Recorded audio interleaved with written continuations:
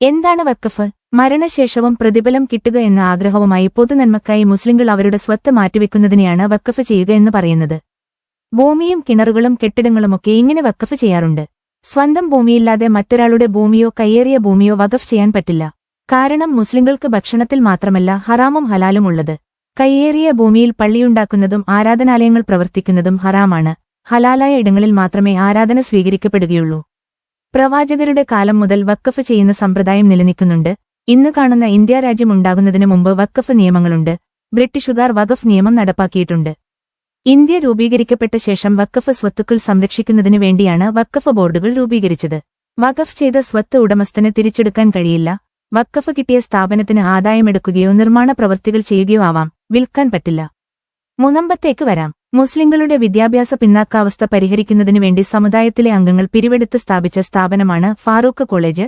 ആ സ്ഥാപനത്തിന്റെ നടത്തിപ്പിനായി പലരും സംഭാവന നൽകുകയും ഭൂമി വഖഫ് നൽകുകയും ചെയ്തിട്ടുണ്ട്. അക്കൂട്ടത്തിൽ എറണാകുളം ജില്ലയിലെ ധനാഢ്യനായിരുന്ന മുഹമ്മദ് സിദ്ദിഖ് സേട്ട് തന്റെ ഉടമസ്ഥതയിലുണ്ടായിരുന്ന ചെറായി ബീച്ചിലെ മുനമ്പം എസ്റ്റേറ്റ് ഫാറൂഖ് കോളേജിന് വഖഫായി നൽകി. 1950 നവംബർ 1-നാണ് ഇതിന്റെ രജിസ്ട്രേഷൻ നടന്നത്. ആധാരത്തിന്റെ ആദ്യ ഖണ്ഡിക ഇങ്ങനെയാണ്. 1950 ആണ്ട് നവംബർ മാസം 1-ന് ഇന്ത്യ ഗവൺമെന്റ് സൊസൈറ്റി രജിസ്ട്രേഷൻ പ്രകാരം രജിസ്റ്റർ ചെയ്തു. മദ്രാസ് സ്റ്റേഷനിൽ മലബാർ ജില്ല, ഏറനാട് താലൂക്കിൽ ഫറോക്ക് അംശം നല്ലൂർ ദേശത്ത് ആഫീസ് സ്ഥാപിച്ച് പ്രവർത്തനം നടത്തിവരുന്ന ഫാറൂഖ് കോളേജ് മാനേജ്മെന്റ് കമ്മിറ്റിക്കു വേണ്ടി ടി കമ്മിറ്റിയുടെ ഇന്നത്തെ പ്രസിഡന്റ് പാലക്കാട് ഒലവക്കോട് അംശം ദേശത്ത് കല്ലടിയിൽ മുസൽമാൻ മൊയ്ത് സാഹിബ് മകൻ തടിക്കച്ചവടം 66 വയസ്സ് ഖാൻ ബഹദൂർ പി കെ ഉണ്ണിക്കമ്മു സാഹിബ് അവർകളുടെ പേർക്ക് കൊച്ചി കണയത്തൂർ താലൂക്ക് മട്ടാഞ്ചേരി വില്ലേജ് ബംബ്ലാശ്ശേരി ബംഗ്ലാവ് ഇരിക്കും കച്ചി മേമൻ മുസൽമാൻ ഹാജി ഹാഷിം സേട്ട് മകൻ മുഹമ്മദ് സിദ്ദീഖ് സേട്ട് എഴുതിക്കൊടുത്ത വഖഫ് ആധാരം. അതായത് വഖഫ് ചെയ്തു എന്ന് വാക്കാൽ പറഞ്ഞതല്ല. തന്റെ ഉടമസ്ഥത തെളിയിക്കുന്ന രേഖകളുമായി രജിസ്ട്രാർ ഓഫീസിൽ പോയി ഫാറൂഖ് കോളേജ് കമ്മിറ്റിയുടെ പേരിൽ രജിസ്റ്റർ ചെയ്തു കൊടുത്തിട്ടുണ്ട്. അതാണ് വഖഫ് നിയമം. തുടർന്ന് രേഖകൾ പരിശോധിച്ച് സർക്കാർ 1951 മാർച്ച് 28-ന് ഫാറൂഖ് കോളേജിന് 404.76 ഏക്കർ വരുന്ന മുനമ്പം എസ്റ്റേറ്റിന്റെ പട്ടയം അനുവദിക്കുകയും ചെയ്തു. അന്നത്തെ കാലമാണ് ഭൂമിക്ക് വിലയില്ല. ഭൂമി വേലി കെട്ടിത്തിരിക്കുന്ന ഏർപ്പാടൊന്നുമില്ല. ഫാറൂഖ് കോളേജ് അതിൽ നിന്നുള്ള ആദായം എടുക്കാനും കൃഷി നോക്കാനും ചിലരെ നിയമിക്കുകയും അവർ വരുമാനം ഫാറൂഖ് കോളേജിന് എത്തിച്ചുകൊടുക്കുകയും ചെയ്തു. വർഷങ്ങൾ കടന്നുപോയപ്പോൾ ഭൂമിയിൽ പലരും കുടിലുകൾ വെച്ച് താമസിക്കുകയും വളച്ചുകെട്ടി കയ്യേറുകയും ചെയ്യുന്നതായി മനസ്സിലാക്കിയ ഫാറൂഖ് കോളേജ് ഇക്കാര്യങ്ങൾ നോക്കുന്നതിനും ഭൂമി സംരക്ഷിക്കുന്നതിനും എറണാകുളത്തെ അഡ്വക്കറ്റ് പോൾ എന്ന വക്കീലിനെ ചുമതലപ്പെടുത്തി. യാത്ര സൗകര്യങ്ങളൊന്നുമില്ലാതിരുന്ന കാലമാണ്. കോഴിക്കോട് നിന്ന് മുനമ്പം വരെ വരാനും നോക്കാനും ഫാറൂഖ് കോളേജുകാർക്ക് ഇന്നത്തെ പോലെ സൗകര്യമില്ല. സൗകര്യമുള്ളവർ ശ്രദ്ധിച്ചുമില്ല. സംഗതിയുടെ കിടപ്പ് മനസ്സിലാക്കിയ പോൾ ഭൂമി പലർക്കായി മുറിച്ചുവിട്ടു. രജിസ്ട്രാർ ഓഫീസിൽ കൈക്കൂലി കൊടുത്ത് രജിസ്റ്റർ ചെയ്യിച്ചു. ഇക്കാര്യമൊക്കെ അറിഞ്ഞ ഫാറൂഖ് കോളേജുകാർ പാവപ്പെട്ടവർക്ക് വിറ്റ ഭൂമിയിൽ നിന്ന് അവരെ ഇറക്കിവിടുന്നതിലെ പ്രയാസമൊഴിവാക്കാൻ വിഷയത്തിൽ ഇടപെട്ടില്ല. പോൾ ഫാറൂഖ് കോളേജിന് കുറച്ച് കാശ് കൊടുത്തു എന്നും കേൾക്കുന്നുണ്ട്. ഇതിനിടെ പോളിൽ നിന്ന് സ്ഥലം വാങ്ങിയ പലരും ഇത് വഖഫ് ഭൂമിയാണ്, നിയമപരമായി രജിസ്റ്റർ ചെയ്യാൻ സാധിക്കില്ല എന്ന് മനസ്സിലാക്കി കച്ചവടമൊഴിഞ്ഞു. ആ സമയത്ത് പക്ഷേ മറ്റൊരു കൂട്ടർ അവിടെയെത്തി, ഒരു മതത്തിലെ ലാറ്റിൻ വിഭാഗം. അവർ ഭൂമി കയ്യേറി അവിടെ പള്ളിയും സ്ഥാപനങ്ങളും പണിതു. പല ക്രിസ്ത്യൻ ധനികരെയും അവിടെയെത്തിച്ച് കയ്യേറ്റം പ്രോത്സാഹിപ്പിച്ചു. കാര്യങ്ങൾ കൈവിട്ടു എന്ന് മനസ്സിലാക്കിയ ഫാറൂഖ് കോളേജ് സ്വന്തം കഴിവുകേടിനെ പഴിച്ചു നിശബ്ദരായി. കാലം പിന്നെയും കടന്നുപോയി. പലയിടങ്ങളിലും വഖഫ് ഭൂമികൾ കയ്യേറി എന്ന പരാതി ലഭിച്ചതിനെ തുടർന്ന് സർക്കാർ 2009-ൽ ഇത് അന്വേഷിക്കുന്നതിനും നടപടിയെടുക്കുന്നതിനും വേണ്ടി സിറ്റിംഗ് ജഡ്ജി അധ്യക്ഷനായ ഒരു കമ്മിറ്റിയെ വെച്ചു. ആ കമ്മിറ്റിയാണ് മുനമ്പം എസ്റ്റേറ്റിൽ നടന്ന കയ്യേറ്റം കണ്ടെത്തി നടപടി സ്വീകരിക്കണമെന്നാവശ്യപ്പെട്ടത്. അതോടെ ഭൂമി ആരിൽ നിന്നൊക്കെയോ കൈമറിഞ്ഞു കാശു കൊടുത്തു വാങ്ങിയവർക്കും എല്ലാ നിയമക്കുരുക്കുകളും അറിഞ്ഞു കയ്യേറിയവർക്കും നികുതി അടക്കാൻ പറ്റാതായി.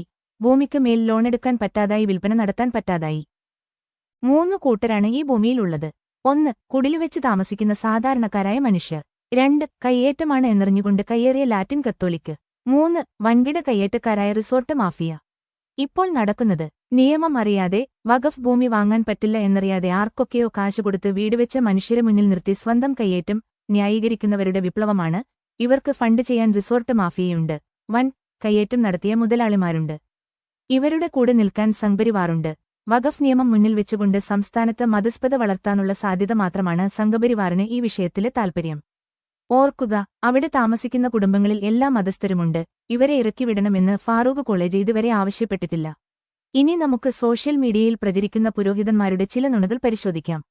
1. വഖഫ് നിയമമനുസരിച്ച് ഏത് ഭൂമിയിലും വഖഫ് ബോർഡിന് അവകാശം ഉന്നയിക്കാം. നുണയാണ്. ഇന്ത്യൻ രജിസ്ട്രേഷൻ ആക്ട് അനുസരിച്ചു രേഖാമൂലം വഖഫ് ചെയ്യപ്പെട്ടിട്ടുള്ള വസ്തുതകളിലല്ലാതെ ഒരിടത്തും വഖഫ് ബോർഡിന് അവകാശവാദം ഉന്നയിക്കാൻ പറ്റില്ല. 2. വഖഫിനെതിരെ പരാതി ഉണ്ടായാൽ പരിഹരിക്കേണ്ടത് വഖഫ് ബോർഡിന്റെ കീഴിലുള്ള വഖഫ് ട്രൈബ്യൂണലാണ്. നുണയാണ്. വഖഫ് ട്രൈബ്യൂണൽ വഖഫ് ബോർഡിന്റെ കീഴിലെ സ്ഥാപനമല്ല, അതൊരു കോടതിയാണ്. അവിടെ ജഡ്ജി മുസ്ലിം ആകണമെന്ന് പോലുമില്ല.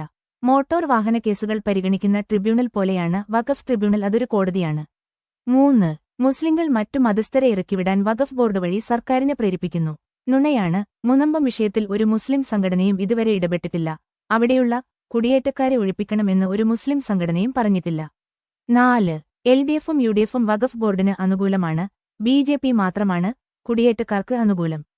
നുണയാണ്. നിയമം ലംഘിച്ചവരാണെങ്കിൽ പോലും കിടപ്പാടം നഷ്ടപ്പെടുന്ന സാഹചര്യം ഉണ്ടാവില്ല എന്ന് ഇരുമുന്നണികളും വ്യക്തമാക്കിയിട്ടുണ്ട്.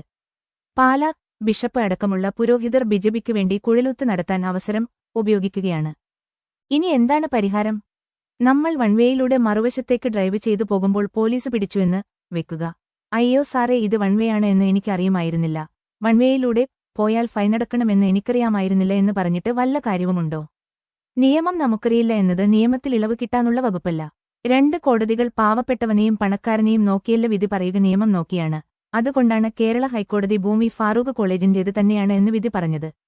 കാരണം ഫാറൂഖ് കോളേജിന്റെ പേരിലുള്ള വഖഫ് ഭൂമി ഫാറൂഖ് കോളേജ് വിചാരിച്ചാൽ പോലും വിൽക്കാൻ കഴിയില്ല. സുപ്രീം കോടതിയിൽ പോയാലും മറിച്ചൊരു വിധി ഉണ്ടാവില്ല. കോടതി വഴി ഒരു പരിഹാരം ബുദ്ധിമുട്ടാണ്. സർക്കാരാണ് പരിഹാരം കാണേണ്ടത്. അതിന് ഒരു സ്വതന്ത്ര അന്വേഷണ കമ്മീഷൻ വരണം. കുടിയേറ്റക്കാർ ഏത് വഴിയാണ് ഈ ഭൂമിയിൽ കയറിക്കൂടിയത് എന്ന് കണ്ടെത്തണം. ആരാണ് വിറ്റത്, ആരാണ് വാങ്ങിയത്, ഏത് ഉദ്യോഗസ്ഥനാണ് നിയമവിരുദ്ധമായി രജിസ്റ്റർ ചെയ്തു കൊടുത്തത് എന്ന് കണ്ടെത്തണം. അവർക്കെതിരെ നടപടിയുണ്ടാവണം.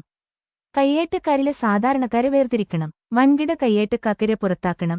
സാധാരണക്കാർക്ക് അവിടെ താമസിക്കാൻ പറ്റുന്ന രീതിയിൽ ഫാറൂഖ് കോളേജുമായി ധാരണയുണ്ടാക്കുകയോ അല്ലെങ്കിൽ സർക്കാർ അവരെ പുനരധിവസിപ്പിക്കുകയോ ചെയ്യേണ്ടിവരും. രാഷ്ട്രീയ പരിഹാരമാണ് അവിടെ ഉണ്ടാകേണ്ടത്. ഇരുകൂട്ടരുടെ ഭാഗത്തും തെറ്റുണ്ട്, അതുകൊണ്ട് തന്നെ ഇരുകൂട്ടരും നഷ്ടം സഹിക്കേണ്ടിവരും.